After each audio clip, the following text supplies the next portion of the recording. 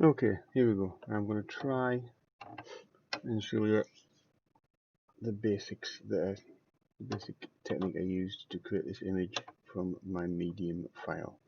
So this is the final thing. So what I did, exported the creature and the sculpt from medium as an FBX with vertex colors, which then I brought into Blender. That's the amount I want in Blender. Set a camera up in Blender, sort out the kind of the view that I wanted. So that was the view I wanted. The final painting came as an accident because I was actually going to do this underwater, and all I was doing was I was trying to find an HDRI to just to render off an underwater effect. So I basically dropped this in, so I pop it into Eevee, and I got that, which yeah, I'll do me, because that was without it. But yep, that's cool. So I'm going to use that. So I rendered that out. That was the basis for the painting now. I thought that was pretty cool. So it's now in space. So that was my first base render. I also rendered it without any of the creature on, just so I have the backdrop. And I also did just a grey render. So if you just go into the renderer, so instead of your Eevee, which pushed it on the workbench, I got this, which was just the grayscale render basically. So I did these renders, I think I initially did them at 1920, but I did them high res later. So what I ended up with was, I had that one, which was just the sky. I had that one, which was the creature without the sky, and I had that one, which was my grey, which helped for some lighting later.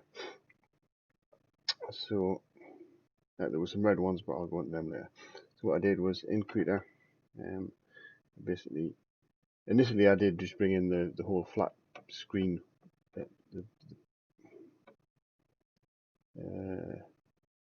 That was the image that I initially took into Krita to start working on. Then I realized I wanted to blot some of this out behind the creature.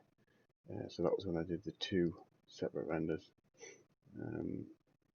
So in Krita, I had my background render, and I lost the laser aim to turn them all on. And then I think it was this one. So yeah, that's my creature. This is what I started with, and I started working with this, doing a little bit of paint. I'll not turn the foreground detail on now because it's got all sorts of stuff in it. I'll just go through it. So I started working with this, like, yeah, doing some stuff with that.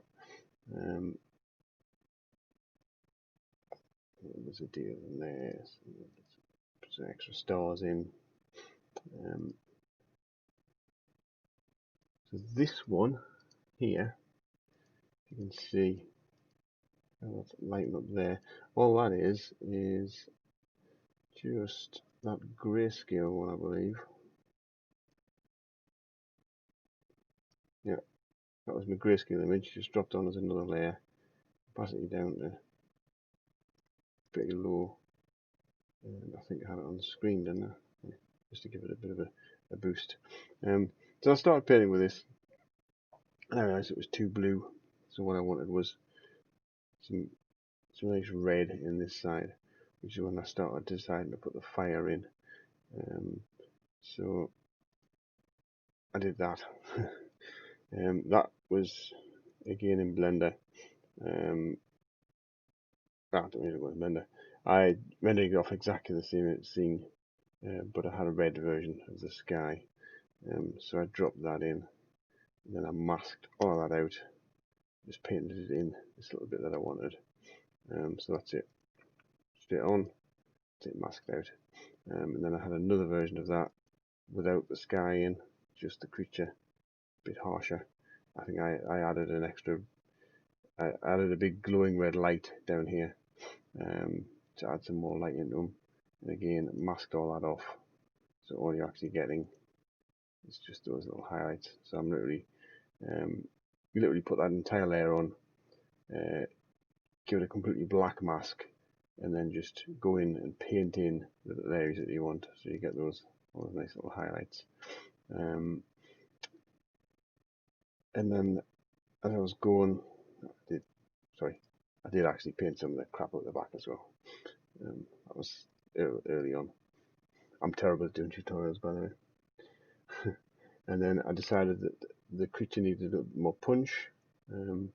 So we've got this one here to brighten the whole thing up a little bit. This one here is that grey layer that you saw before. So I'll just change this to no. So that's my grey layer. It's the same grey layer but from earlier, but I brightened it up.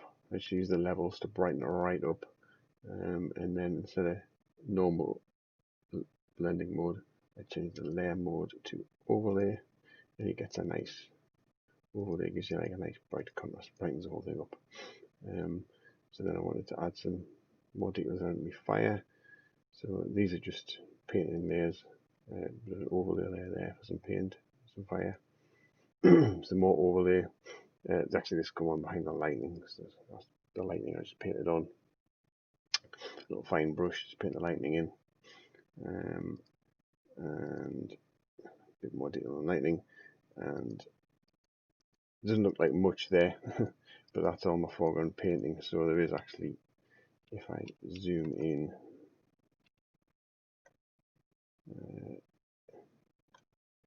there's quite a lot of, oops, daisy.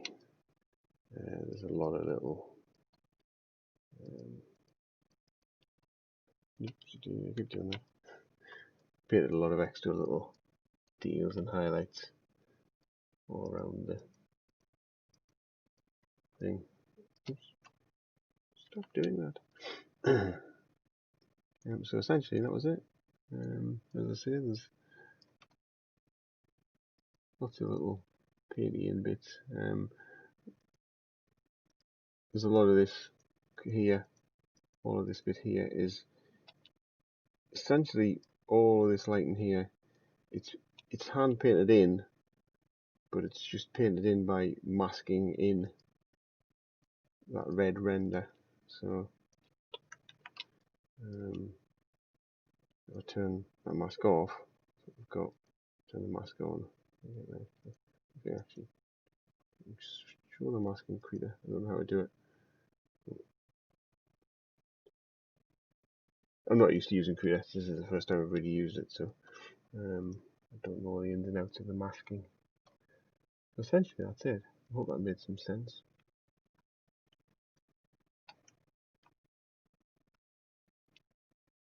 You can probably tell I don't know what I'm doing with this software very well.